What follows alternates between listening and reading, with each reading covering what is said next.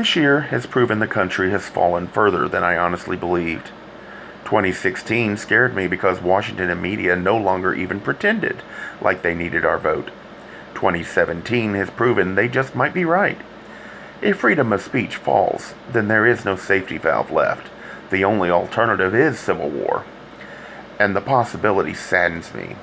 It is ironic that at the time we may be entering a new civil war, the left is trying to hide the shame of the last one.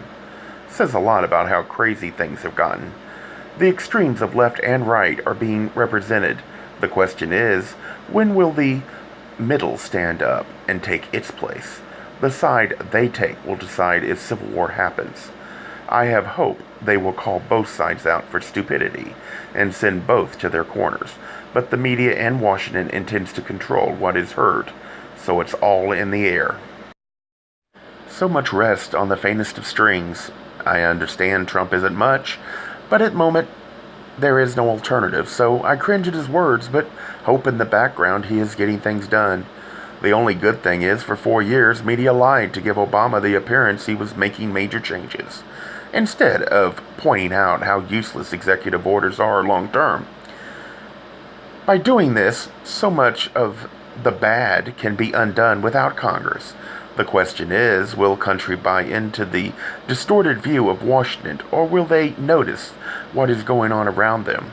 I trust in the knowledge of my own experiences, that somehow humanity always gets what they need, even if it isn't what they want. The Les Miserables play gives me hope. The time was horrible, but the tyranny and rigidity of the system always fails, and somehow us citizens like Jon Val Jonn stumble into the right path, eventually offering a possibility that, as bad as it is, some small hope is waiting for those that stand for principle. Some might point to the play and see it from perspective of bad things being done to people who are vulnerable. To me, it's about the strength of the individual that, even struggling to survive, never gives in. I have hope that the craziness we live through today will calm down, and those of us that take the long view will eventually get it under control.